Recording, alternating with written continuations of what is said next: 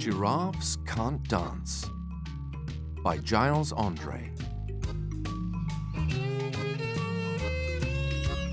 Gerald was a tall giraffe whose neck was long and slim, but his knees were awfully bandy and his legs were rather thin.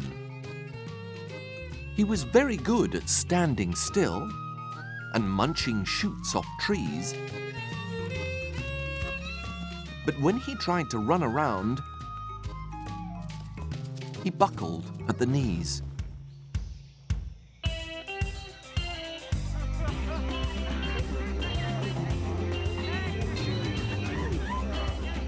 Now, every year in Africa, they hold the jungle dance, where every single animal turns up to skip and prance.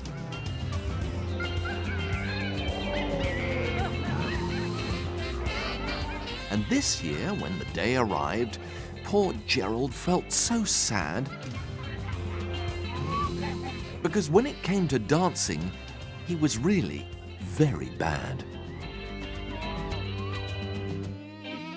The warthogs started waltzing, and the rhinos rock and rolled. The lions danced a tango, which was elegant and bold. The chimps all did a cha-cha with a very Latin feel. And 8 baboons then teamed up for a splendid Scottish reel. Gerald swallowed bravely as he walked towards the floor. But the lions saw him coming, and they soon began to roar. "Hey, look at clumsy Gerald!" the animals all laughed. "Giraffes can't dance, you silly fool! Oh, Gerald, don't be daft!" Gerald simply froze up. He was rooted to the spot.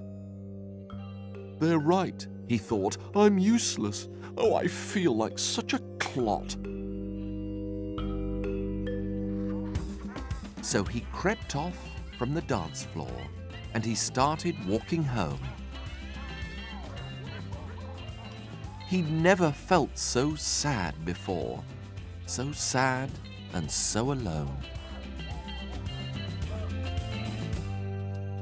Then he found a little clearing and he looked up at the sky. "The moon can be so beautiful," he whispered with a sigh.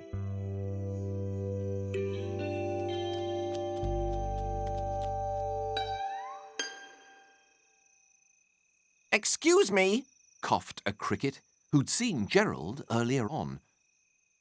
"But sometimes, when you're different, you just need a different song. Listen to the swaying grass and listen to the trees. To me, the sweetest music is those branches in the breeze. So imagine that that lovely moon is playing just for you. Everything makes music if you really want it to." With that, the cricket smiled and picked up his violin.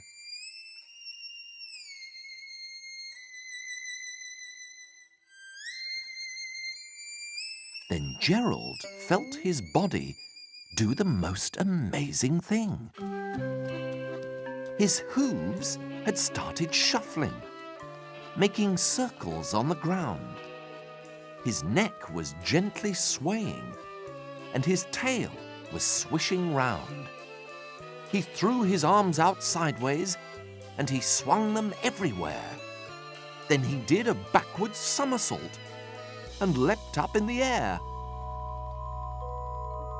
Gerald felt so wonderful. His mouth was open wide. "I am dancing! Yes, I'm dancing! I am dancing!" Gerald cried.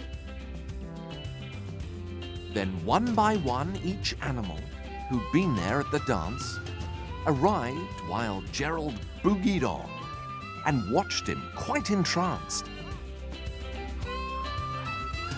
They shouted, It's a miracle. We must be in a dream. Gerald's the best dancer that we've ever seen. How is it you can dance like that? Please, Gerald, tell us how. But Gerald simply twizzled round and finished with a bow. Then he raised his head and looked up at the moon and stars above. We all can dance, he said, when we find music that we love.